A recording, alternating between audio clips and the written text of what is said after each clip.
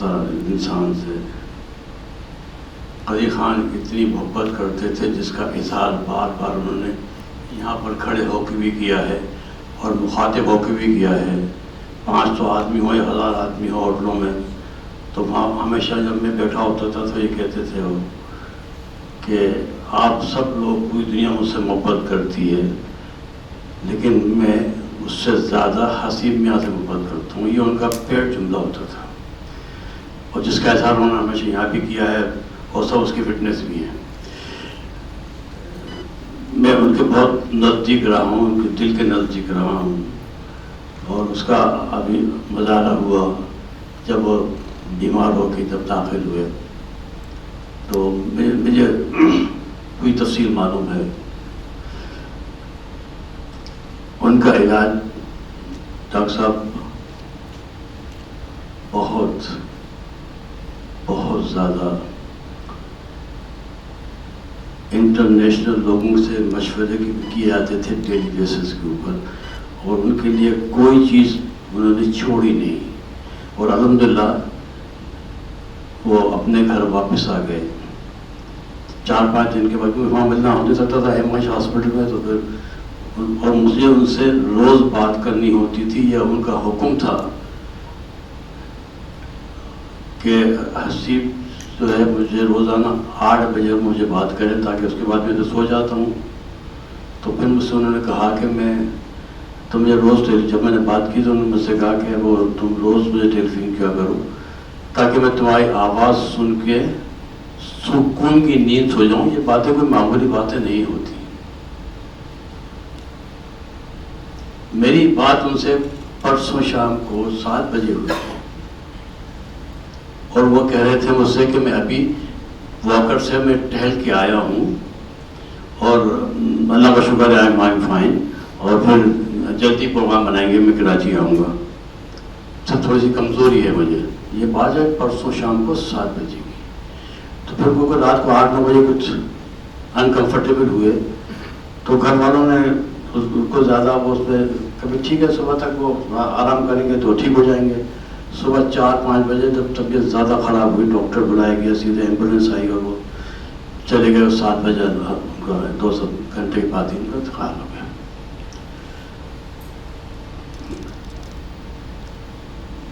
ایک ہفتہ پہلے میں اسلام آباد ان سے ملنے گیا تھا گھر پہ.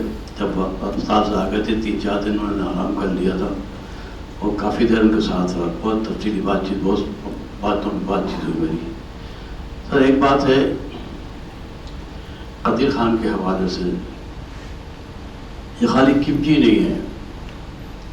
میں پاکستان کا ڈاکٹر صاحب وہ کونا جانتا ہوں جہاں پر انہوں نے جو ہے وہ ہیلتھ اور ایجوکیشن کے حوالے سے کام کیے ہیں. لوگوں کو پتہ بھی نہیں ہے. گورنمنٹ کی کوئی کبھی فنڈنگ انہوں نے کبھی نہیں لی. ان کی تو آواز کافی ہوتی تھی. میں پتہ بن رہا تھا لاہور میں، 100 بیڈ اس میں ایکسٹرا بنانے تھے. ایک میٹنگ رکھ لی پی سی میں اور پنجاب کے پلنت آفس انہوں نے بلا لیا اس میٹنگ میں. میں بھی اس میں موجود تھا، یہاں سے میں گیا تھا. اور 1 گھنٹے 2 گھنٹے کے اندر 25 کروڑ روپے وہیں جمع ہو گئے. وہ انہوں نے دے دیا، 100 بیڈ کا ہاسپٹل بن گیا. تو ان کی ان گنت ہیں ہاسپٹلس اور ایجوکیشن سسٹم. ایک بات ہمیں ذہن میں یاد رکھنا چاہیے. ایک بات کی گئی تھی ایٹم بم کی. یس، ایٹم بم صرف ایک سمبل ہے کہ ذرا ہمارے پاس نہیں آنا. اگر مسلمان کے پاس ہے تو پھر اور خوفناک بات ہوتی ہے، کیونکہ مسلمان پہلے بم مارتا ہے بعد میں سوچتا ہے. بات اگر اپنے ملک کی آ گئی، ایمان کی آ گئی ہے تو بم مار کے خود ہی کود جائے گا. بڑی واقعات 65 کے آپ کے سامنے. ڈاکٹر صاحب 98 میں جب بم پھاڑا تھا تو اس کے بعد بڑی بات چیت ہے. ہمارے بڑے بھائی سے وہ بڑا ناراض بھی ہوا، سینکشن لگی، پتہ نہیں کیا کیا ہوا. لیکن وہ اس نے امریکہ، ہمارے بڑے بھائی نے صحیح فیصلہ کیا کہ طاقت کا استعمال نہیں کیا جائے گا پاکستان پہ. وہ پتہ ہے کہ پاکستانی جو ہیں پاگل ہیں، پتہ نہیں کیا کر کے کہ آپ دنیا کا حشر مسن بتا دیں گے. تو اس نے ڈاکٹر صاحب معیشت کے اوپر، میں معیشت کا میں 55 سال مجھے ہو گئے معیشت کے حوالے سے. اس نے 98 کے پاس سے ڈاکٹر صاحب آج تک پورے 23 سال ہو گئے ہیں. وہ اس کے الائز کوئی ایسا موقع نہیں چھوڑا انہوں نے کہ ہماری اکنامی جو ہے وہ تنزل و شکار ہو جائے. ہر پر میں جانتا ہوں کہ پاکستان کے اندر انڈسٹری کیسے چلتی ہے اور ہمیں کیا کیا ڈیفیکلٹیز آتی ہیں اور کوئی پوچھنے والا بھی نہیں ہے. قانون بھی ہے, کوئی عمل کرنے والا نہیں ہے. اور جو کاروباری نہیں ہیں اور اربوں پتی ہیں ان کے لیے ساری فراحت ہیں. اور معیشت کو جو یہاں تک پہنچانے میں ہاتھ ہے, اس میں جہاں ہماری اپنی بدماشی ہیں, جہاں ہماری اپنی بےایمانیاں ہیں, وہاں پر پوری انٹرنیشنل سیاست کا بھی ہے. تو قدیر خان نے 2 بم بنانے کی کوشش کی تھی. ایک بم وہ جس کا ہم نے بات کرتے ہیں وہ 98 بٹ گئے تھے, اور دوسرا بم تھا کہ ایجوکیشن کے حوالے سے, R&D کے حوالے سے ان کی فوکس تھا R&D کے اوپر. جب ابھی آگے بات کرتے تھے تو R&D کے لیے کیا کرنا ہے, اکوپمنٹ جو آپ استعمال کرتے ہیں ان کے اوپر آپ کو کتنی دسترس ہونی چاہیے کہ یہ نہیں کہ مشین اپنا اکوپمنٹ خراب ہو گیا تو بیٹھے ہوئے ہیں, باہر سے آدمی آئے گا. یہاں تک کہ سنی تھی آپ نے بھی کہ آپ بچوں سے مذاکرہ تھا کہ آپ اپنا مشین کو آپریٹ کرنا, یہ نہیں کہ وہ فن آ کے مشین آپریٹ کرے گا اور آپ یہ کام کریں گے, تیسرا آدمی وہ کام کرے گا, ایسا نہیں ہے. سب کام آپ کو آنا چاہیے. تو قدیر خان کا جو سب سے بڑا شعبہ تھا وہ یہ تھا کہ وہ ایٹامک بنانے کے لیے آئے تھے, لیکن معیشت اور معیشت کے لیے جو ہے وہ ایجوکیشن اور ہیلتھ. پاکستانی قوم جاہل اور بیمار کو آپ قوم نہیں کہہ سکتے ہیں. اور تعلیم کے لیے جو حشر نشر کیا ہے ہمارا اس ملک میں, کتنی حکومتیں کوئی بھی آ گئی ہو آپ نام لے دیں, کون سی پالیسی آپ کی ہیلتھ ایجوکیشن کی مجھے دکھا دیں.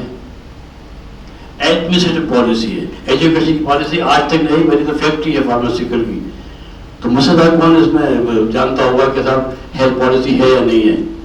آج تک اس ملک میں ہیلتھ پالیسی بھی نہیں دی گئی. ایڈمنسٹریٹو پالیسی ہے.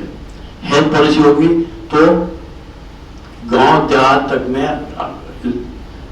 عوام کے پاس فیسلٹی جائے گی. ایجوکیشن کی بات کریں گے تو عام اور کام اور دیہات کے اندر بھی وہ آدمی کو تعلیم ملے گی. اس کو کہتے ہیں ایجوکیشن پالیسی, اور جو اس کے لیے قانون بنایا جاتا ہے.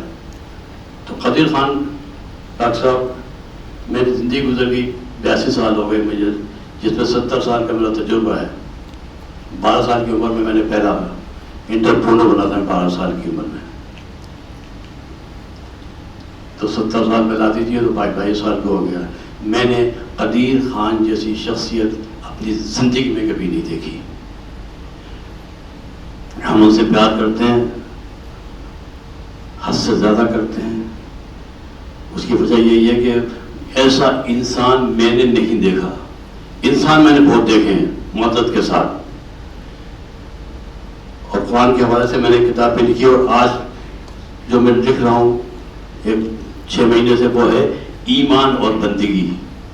دونوں الگ چیزیں ہیں. خالی ایمان لانے سے کیا ہوتا ہے کہ اللہ کو مان لیا, رسول کو مان لیا, کتاب مان لی, فرشتے مان لی, آخرت مان لی, بس ختم ہو گیا. عملی طور پہ آپ جب تک کام نہیں کریں گے تو آپ پھر بندے نہیں بن سکتے اللہ کے, اور بندگی پہ آپ آتے ہیں. قدیر خان جو کرنے والے ایمان کی جو 5 شرطیں ہیں, جو اس میں 3 کام کرنے کے ہیں, باقی ماننے کے ہیں. تو ماننے میں تو کوئی جاتا نہیں ہے, آپ نے پیسے ڈیٹے مان لیں, بیٹھے بیٹھے مان لیں. کرنے کے 3 کام بتائے. ایک ہے توحید, اللہ سے ڈرتے ہوئے زندگی گزارنا. قدیر خان اس پہ پورا اترتے ہیں. 12 سال کی عمر سے انہوں نے کبھی نماز نہیں چھوڑی, اور اس کے بعد تو یہ سالوں سے جو ہے وہ نماز تہجد کی پڑھتے ہیں. تو نماز پہلی شرط ہے ابدیت کی.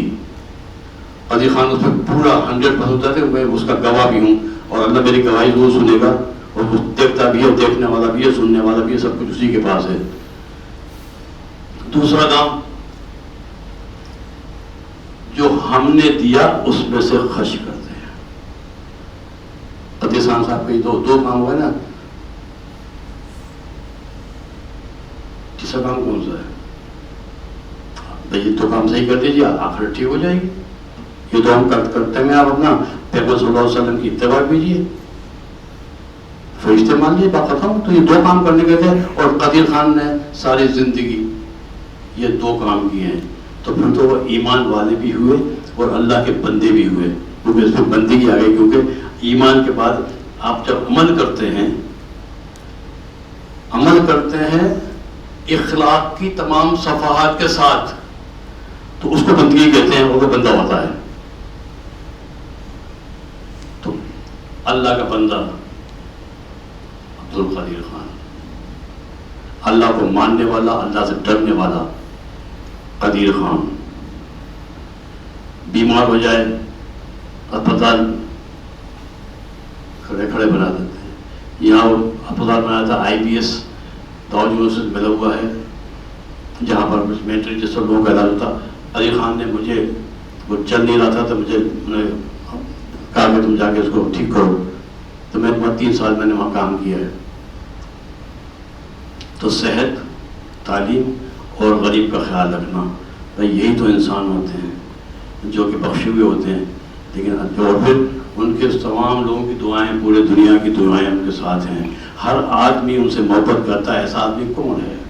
قائد اعظم کو ہم لوگ جانتے ہیں، دنیا اتنی زیادہ نہیں جانتی.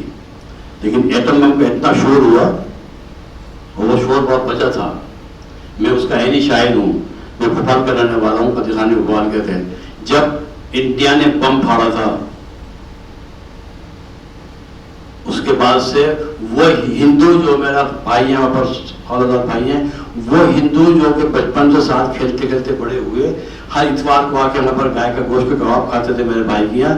بم پھٹنے کے بعد انہوں نے بھائی سے ملنا بند کر دیا اور کود پھان کرتے تھے کہ آپ میں نہیں تھے بنیا. اور پھر وہاں پر ایک عجیب سا ماحول پیدا ہو گیا اور ہمارے پاس کچھ بھی نہیں تھا. تو قدیر خان آیا، پھر بم پڑا. جب 98 میں بم پڑا تو ایسا تھا کہ جیسے کہ وہاں پر غبارے کے اندر سے ان بنیوں کی ہوا نکل گئی، اپنے مقام پہ واپس آ گئے وہ. اور جو کچھ حرکتیں کی تھی آپ کو یاد ہوگا، سیالکوٹ میں جب انڈیا کے بارڈر پہ وہاں لگا ہوا تھا، زبردست اس کے پرائم منسٹر تھے. تو انڈیا نے سیالکوٹ سیکٹر سے آ کے اپنی فوجی اکٹھی کر دی تھی، بنکر بنا لیے تھے. اور اسی دوران میں کلکتے میں میچ ہو رہا تھا کرکٹ کا، ہندوستان پاکستان کا. تو زیادہ لوگ وہاں گئے 3 دن کے لیے پرپزلی. اور جب گاڑی میں بیٹھ رہے تھے اپنے جانے کے لیے اسٹیڈیم پہ، تو واپس اپنی گاڑی سے آ کے، یہ اس کی پوری فلم ہے، واپس آتے کان میں کہا تھا ایسے کہ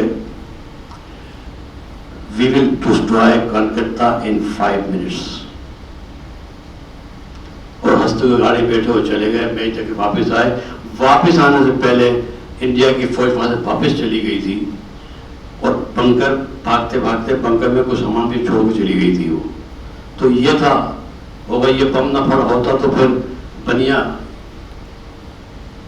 پاکستان میں آ چکا ہوتا اور ہم اس کی ملامت کر رہے ہوتے.